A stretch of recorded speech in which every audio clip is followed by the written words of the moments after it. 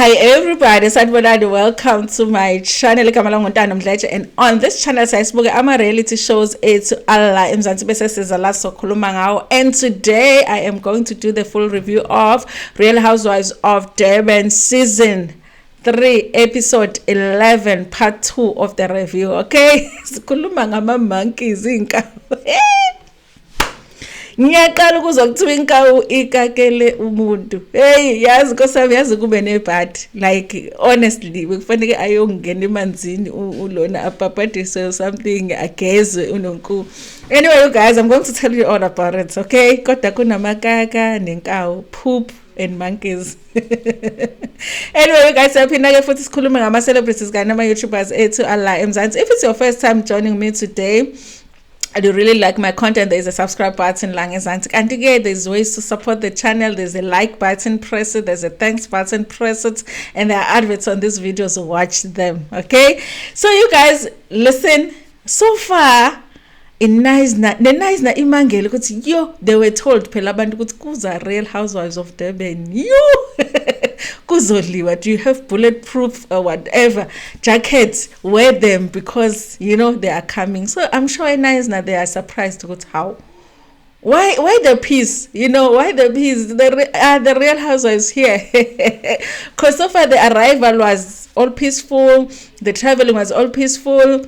So now they're going out. It's like the first thing that they're doing, activity that they're doing since the trip, since they arrived, which is the Monkey Land, or the first activity that they showed us, because you know sometimes they edit stuff out.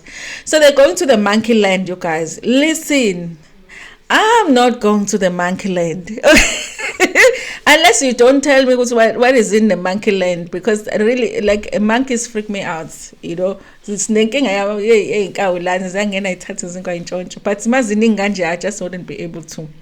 So they're going to the Monkey Land to see the monkeys. Why? I don't know, you know. I don't know.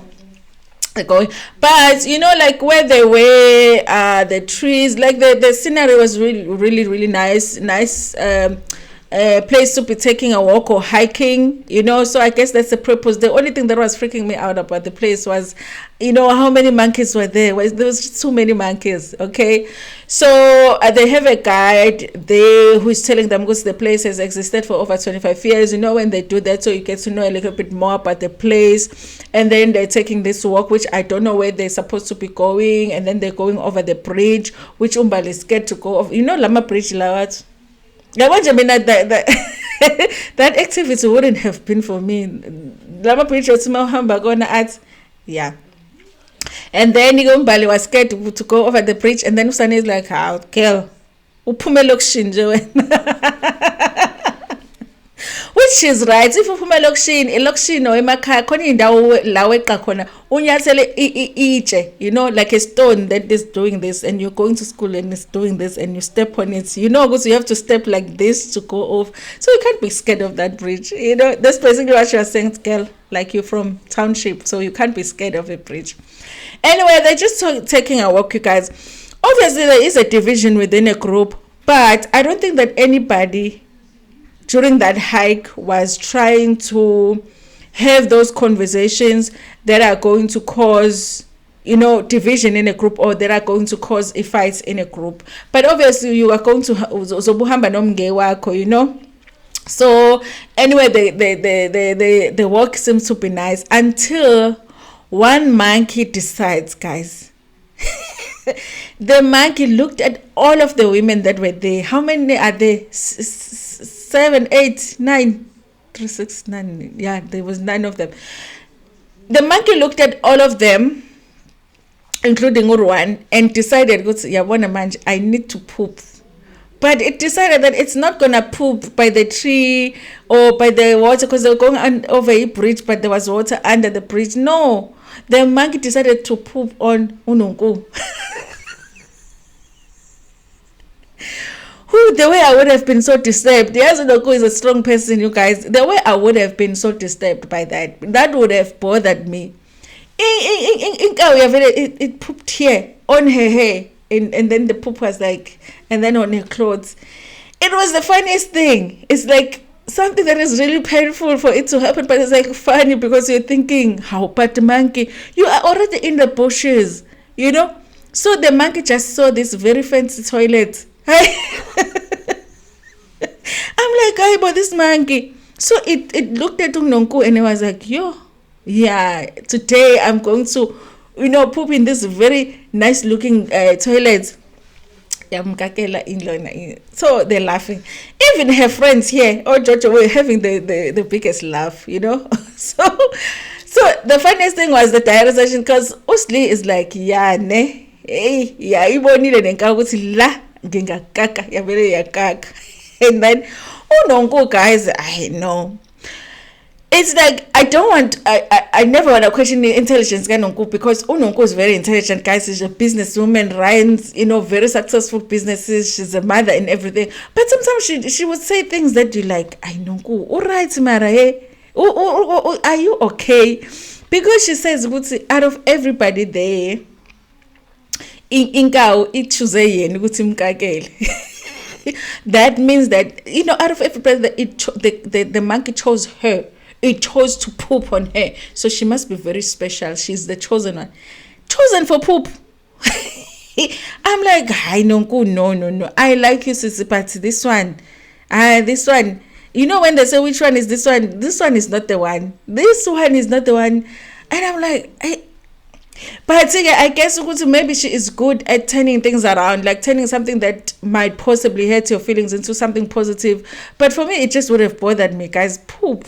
Maybe if it peed on her, it did not pee on her. It pooped on her. Not once. Can you just imagine?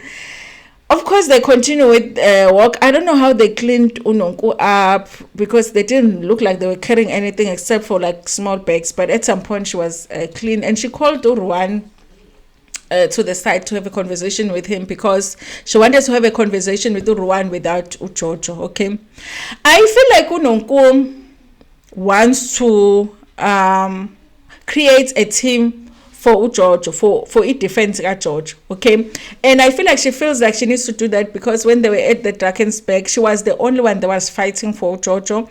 Ruwan was sitting there not saying anything. And if he wasn't saying anything, or he was crying, that's all that Ruwan was doing. So she's just trying to say that Ruwan, he's a softie, he needs to grow balls. But she was saying that in a direct session, she was more nice when she was speaking to him. He needs to stand up more for herself, okay? And she feels like he's a bit of a softie. But I don't even feel like with Nonku, she wants Urwan to stand up for himself. She wants Urwan to stand up for Jojo. Which means uhlanganisa team ka Jojo. When the other ladies are talking about Jojo, you have to defend Jojo, okay? Urwan is saying, listen, I don't like confrontation, so I get very nervous. How do I do that? I really feel like Urwan, when it comes to the show, is really feeling like out of place. And a show is about confronting each other. A show is about, did you say this to me? Did you make that comment? Did you whatever? The Real Housewives is about that most of the time. That's what they do. So, and Urwan doesn't like that, doesn't cope very well with that. Urwan is going to cry. So I don't know. I really don't think that this is the show for him, And he expresses it, which he doesn't even know how to do that, because he feels like he doesn't like confrontation. And Nonku is like, you need to grow balls and whatever. I guess Nonku maybe has been talking to Jojo to say, listen, when I was defending you, Ruwan was not defending you. But apparently, it response to Jojo was that, listen, I understand Ruwan, I love him very much, because Nonku says that to Ruwan. Jojo has said that she's not feeling like you're not defending her, but I'm feeling like you need to. She wasn't saying it, you need to defend Jojo, but I feel like that's what she means. She wants Urwan to join her in defending Jojo, okay? The ridiculousness of Jojo, okay? Fine, you guys. So, I guess Urwan is not really saying Nonku is wrong, because now he is feeling like he should have defended Ujojo. He even said it at the Drakensberg that when he was there, he just got very nervous. He could see he needs to say something in defense of her friend, of his friend, but he just got too nervous with all the women talking and fighting at the table. So he really is not coping well when it comes to a confrontation. Now, you guys, this part really for me makes me feel like something is going on with Umbali. You know, something is going on, and it's like each and every season now we get a woman that is gonna come on a reality show, but does not really wanna share the reality of what's really going on in their lives. Because, okay, they started questioning. It was Umbali, Usane, and Usli. So they're just asking her what's going on. Of course, she hasn't attended a lot of the events that they've attended. Also, they've noticed Umbali is not wearing the ring, which she was wearing at the beginning of the season. And she was the one that told them that she was engaged. Now, she's not talking about the engagement. She's not talking about marriage. She's not wearing a ring. They're asking her what's happening with that. And she says something like, I'm an actress, so sometimes in some parts that some characters, I'm not married, so sometimes I take off the ring and I forget to put it back, I guess, and it's not something that is that important to me. And anyway, understand that half the time I forget I forget to ring. I forget it, but I feel like, okay, that is possible, but for people to notice all the time you're not wearing it, something is going on. And as you guys, Usane was like, something is going on with this one. This one is not only acting there by Umkoka, she's acting in real life. She said that to Ulone, and I think that's a perfect thing. Are you acting like you are engaged or not? Because Usane is like, even ring it was a ring and from 5 rand shop kanjan. She didn't say 5 rand shop, but she sounded like she's saying 5 rand shop. Which, I mean, if she wants to get a ring from 5 rand shop, let her get a ring from 5 rand shop. But she was saying, it's a ring now I tengela yon. I get that, you guys, but she might not have bought it for herself, but she was saying to engaged. So she feels like it was that kind of a situation where just so it appears as if she's engaged. Because when they come on Real Housewives, guys, they always want to create this thing that they are in a relationship and it's a serious relationship and they are about to get married. If they are not married on Housewives, they want you to think that they are about to get married. This is the trap that Londi London got into last season, where she made us think she was planning Umembeso, and then after Umembeso it was going to be a wedding, when her man was busy wilding out there and she knew about it, okay? And she knew that relationship was not going anywhere. For some reason, when they come on, they want us to think they are about to get married, except for Sane. Sane is not talking about any man, okay? So, yes, you guys, I don't know what's happening with the relationship. So, when they are questioning her, Usane adds on, I know namin with your man kupi. And she seemed to get upset. Umbali Usane was talking about umbonile somewhere, which I didn't understand. If I saw you with your man somewhere, and then I say I saw you with your man, what's wrong with that? And then she's like, when I was in because I've never spoken to you about my man. She's like, but I've seen you with him. Now Usli ends up leaving them, okay, to have a conversation, because now Umbali wants to confront Usane about the fact that Usane said in Nolezendo Takezinjan, I'm a threat. Usane is like, yeah, vele bengisho nje ukuthi now bengikhombisa ukuthi vele ngakubona, because I saw him with the inwele ezinje. Uyabona nje something stupid. So I felt like ngathi Umbali is hiding something when it comes to her relationship with her, Ben-10. So now there are questions are just innocent. Why are you not wearing a ring? Because you said you were engaged. Okay, it's because you are actor. Oh, okay. I saw you with your man. It